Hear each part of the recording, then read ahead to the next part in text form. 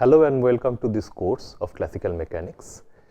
Now in this course we will be starting from basic Newtonian mechanics and look into different aspects of Newtonian mechanics, starting from standard equations of motion, then work energy, resistance, motion under resistive medium. Slowly we will progress to moving coordinate systems, central orbit, rigid dynamics, and eventually we will go forward into Lagrangian dynamics. So in this entire course it will be a 30 hours lecture, as you might already know, and you must have seen the syllabus. So I will not bother to go into the details of that, but what I will start with is giving you a list of reference books. So the first reference book which I would like to show you is this one. This is the Classical Mechanics by Herbert Goldstein. It's not a very easy, it's not a very easy reading, but it's a wonderful book, and I would request all of you to have one copy of each. Now this one, it's a Theoretical Mechanics by Spiegel, and it is a book which is full of problems. Every simple theories are also described as if these are some small problems, and this is also a very good book, and I would request you also to have one copy of this. Then the other book which I strongly recommend is this short notebook. It's a very thin book which is by a very famous, very well known, reputed, eminent professor, Professor Amol Kumar Ray Choudhury, who is a professor in Calcutta University, and it is a collection of his class notes essentially, and this is also a very good book, especially for the advanced topics. And finally there is this book which is Classical Mechanics and General Properties of Matter by S. Maiti and Devi Prasad Roy Choudhury, which is primarily used in certain universities of West Bengal, but there are certain things which will be specially meant, which I will mention specially during the lecture. For example, certain chapters related to rocket motion and all, which will be which you will find nowhere but only in this book. Okay. So as the class progresses, slowly we will see the difficulty level will increase, and at certain times I might refer to one of these 4 books and maybe some other books which is also mentioned in the syllabus, and slowly we will go into the details of the subject. Now let us start with a review of classical mechanics, review of basic Newtonian mechanics as we can call it. So we all know that the fundamental equation is F equal to ma. So this is the fundamental equation which comes from Newton's second law as a consequence of Newton's second law, and this is the most fundamental equation of Newtonian mechanics. Now if we break this term, we know that this is nothing but r double dot, which essentially means m d2 r d d2. Now please keep in mind that this equation is valid only for systems with constant mass. So this equation is valid for systems with constant mass. If the mass of the system is also changing, then this equation is not strictly valid, and we will have one additional term which we will see when we will be discussing rocket motion. Okay. Now for now let us assume that the systems which we are considering in this class and next few hours, where the systems are with constant mass, and we have this vector equation that F equal to m second derivative of the position vector. Okay. Now we can rearrange this equation slightly, and we can write it as m d V dt, where V is equal to dr dt. Okay. And then we can slightly rearrange it once again, and we can write this as dr into dr dt. Okay. Now, if you look at this term here, this is nothing but your V. So, this can be written as mv dv dr. Okay. Now, if we consider motion in one dimension, 1D motion, then your V is nothing but dx dt and r is nothing but x, and this entire equation, vector equation, can be reduced to m v dv dx, okay, which can also be written as f m v dv dx is, sorry, there is no vector sign here. So, this equation is the scalar equivalent of this same equation in one direction, one dimensional motion, when the motion is only along x direction. Now, in this form, this equation, if we compare it with the standard f equal to m dv dt, where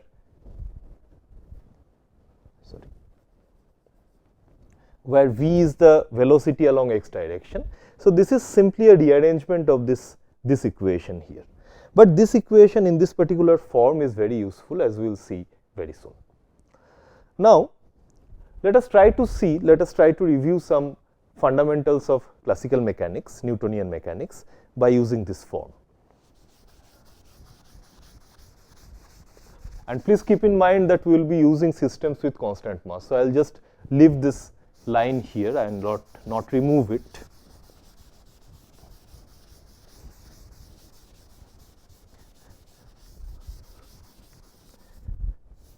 Okay. Now, let us assume that one particle of mass m, which is again a system with constant mass, is moving from point 1 to point 2, and the work done, which is can be written as W12, is, as we all know from the fundamental principles of mechanics, is F dot dr. Okay. Now, once we use the modified form of this force F, we can rearrange this to write F, sorry. So, essentially we replace F with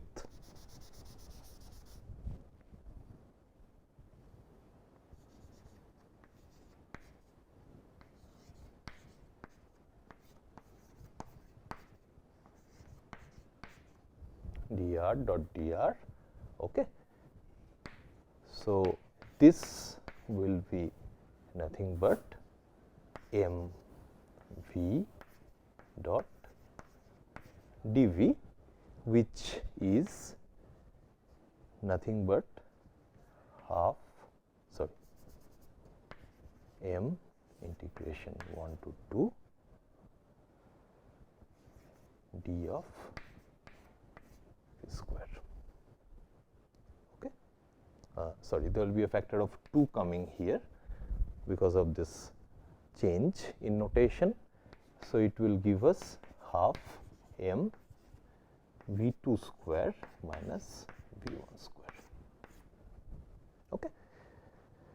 Now, if we consider at the same time that this force field F is a conservative force field,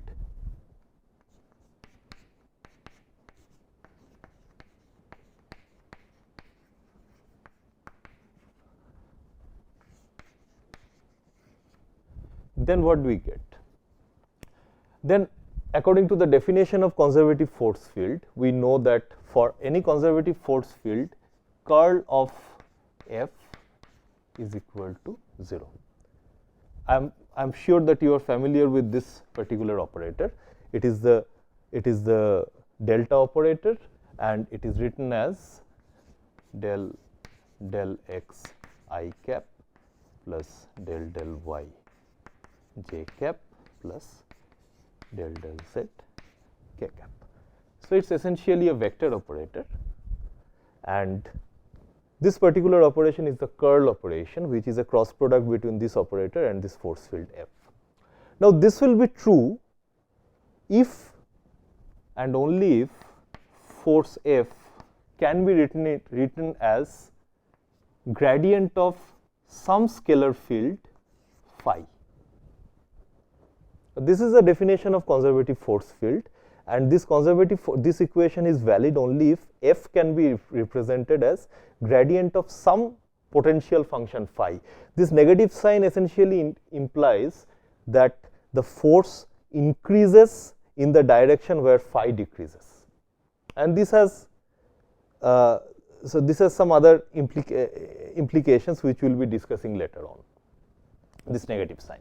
Now, for now, if this is the case, then curl of F is curl of grad of phi, and from our vector calculus we know that curl of grad of something, some scalar field, will always be equal to 0. So, if this is the case, then this will be a valid equation. So, now if we go back to this work done, W12 which will be equal to F dot dr, we can write this as integration or W12 as integration 1 to 2 F dot dr, which will be 1 to 2 minus grad phi dot dr.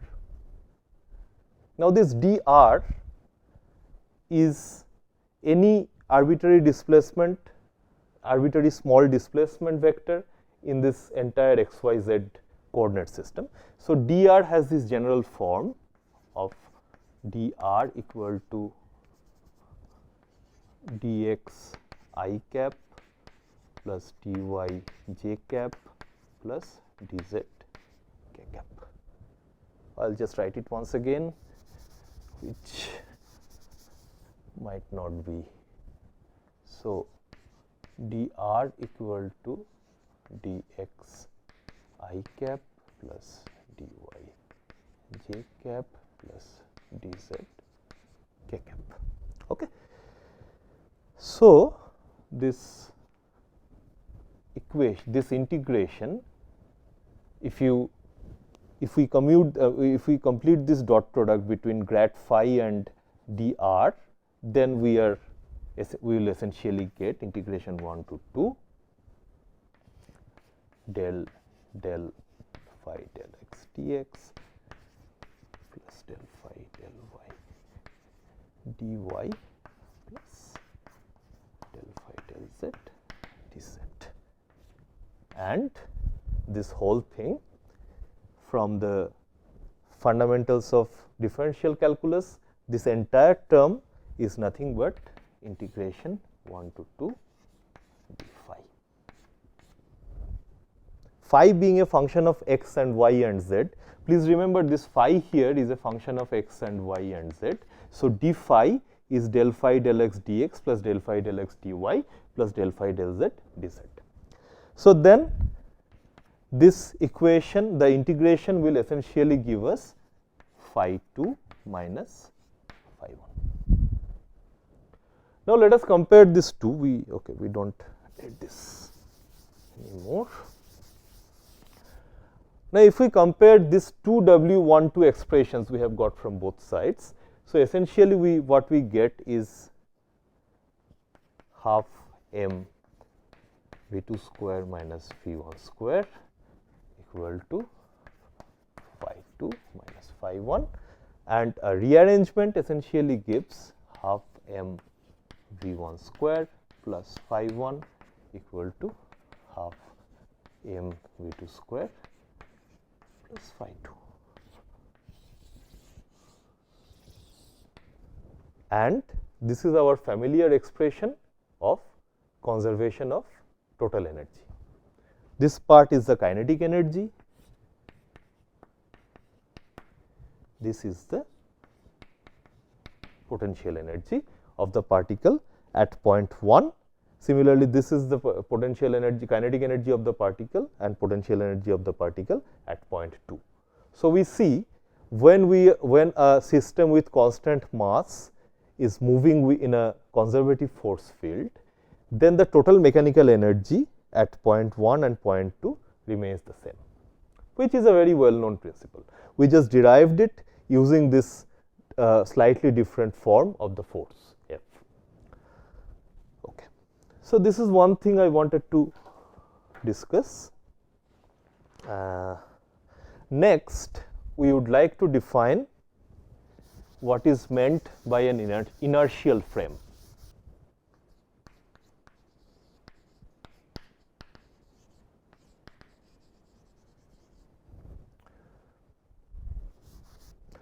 Now, an inertial frame is a frame of reference in which, or let us define it in this way. We have two inertial frames and we try to construct the equation of motion of a particle moving in a conservative force field or any force field, that is to say, in both the frames. So, we have a frame 1 with coordinate systems, let us say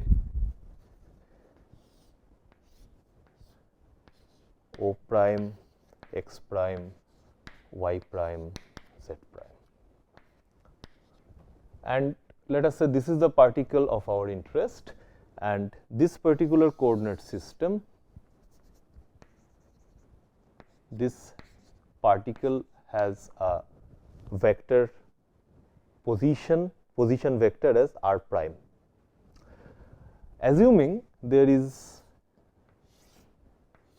another coordinate system which is given as O, x, y, z, the same position, same particle has a position vector which is described as r in this particular system.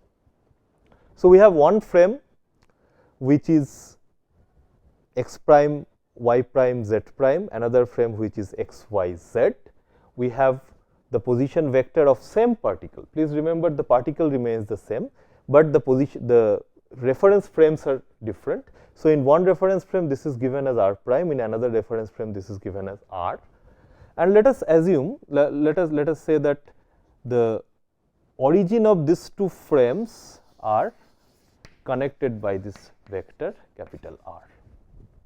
So, from the triangular law of vector addition, we can immediately write an equation which is r prime is equal to r plus r. Small r prime is equal to capital R plus small r, which comes from the triangular law of vector addition. Now, if we take time derivative, by the way, time derivative, this operator is equivalent of placing a dot. Let us say if dA dt then is equivalent to saying a dot. Okay. So, if we take time derivative of this equation, we get dt equal to dr dt plus dr dt. Okay. Now, assume that this frame is fixed and this frame is moving. So, this is a frame which is fixed in space and this is a frame which is moving with respect to this frame. So, the velocity of this frame, the movement of this frame is given by, or I will just write it as capital V is equal to r dot, right.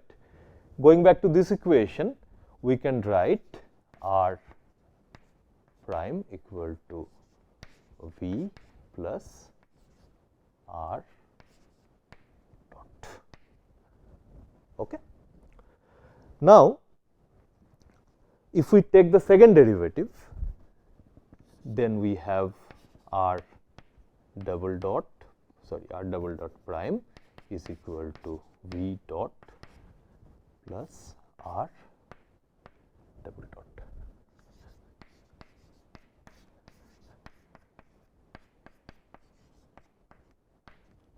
Double dot is equivalent to taking two time derivatives.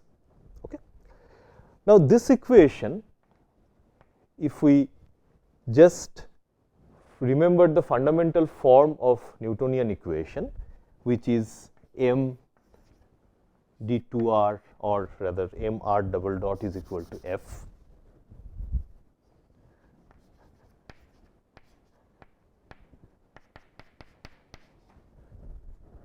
Okay. Now, if we recall, this is the fundamental form of Newtonian fundamental equation, force equation of Newtonian mechanics. Then, if we have a velocity v which is not a constant, then definitely we have r double prime dot r prime double dot is not equal to r double dot. But if we have a situation where this velocity is a constant, then we immediately see this term cancels out and we have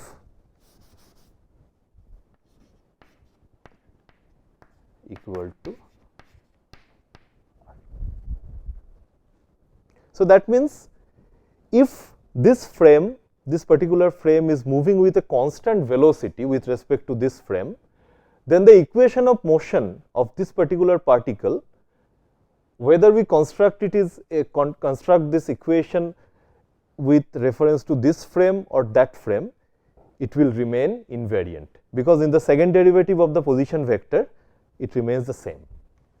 But if the velocity is not a constant, then what we will have is an additional term which is v dot, the velocity dot. Okay. So, this happens if and only if v is a constant. So, by definition, an inertial frame is a frame which is either at rest, like this one, rest as in rest with respect to the rest of the universe. We are assuming that everything is static and we have a frame which is also static with respect to the surrounding, and this is called an inertial frame. Now, if the frame is moving with a constant velocity with respect to a fixed frame, that is also can be called an inertial frame, because as we have already seen, the equation of motions with respect to that particular frame will also be invariant. So far we have learned two things. One is the slightly different form of the Newtonian equation, and from there we have derived the fundamental principle of conservation of energy, conservation of total mechanical energy. And secondly, we have learned what is an inertial frame, and we have seen that the equation of motion of a particle remains invariant in an inertial frame irrespective of the velocity of the frame. If the velocity is a constant, does not matter how fast or how slow it is moving, inertial frame remains an inertial frame. But if the velocity is not constant, then we have something called a non-inertial frame of and then we have to reconstruct the equation of motion. We will be taking that up in a later chapter. Okay. So,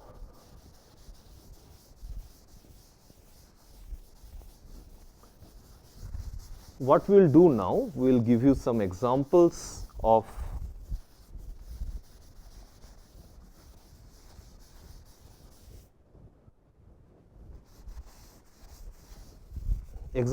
different types of forces.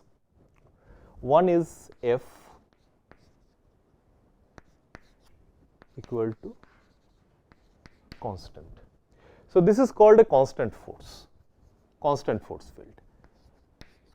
So, there is no specific example given, but for example, gravitational pull you can assume near to the earth the gravitational acceleration is constant on all the objects. So, that is an example of a constant force. Okay. Then we have F equal to F of t. An example is, let us say F is equal to F0 cos omega t. So, this is a periodic force which changes, the magnitude of the force changes with time. Thirdly, we can have something like F of r. For example, F is equal to r cubed, r by r cubed. So, this is a central force.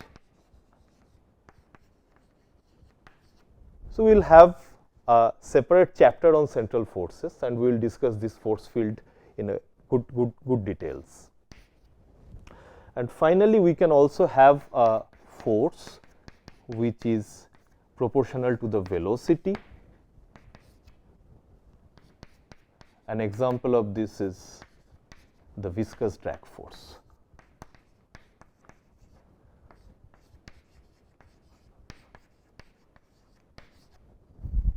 Okay. So, this is an example of an object.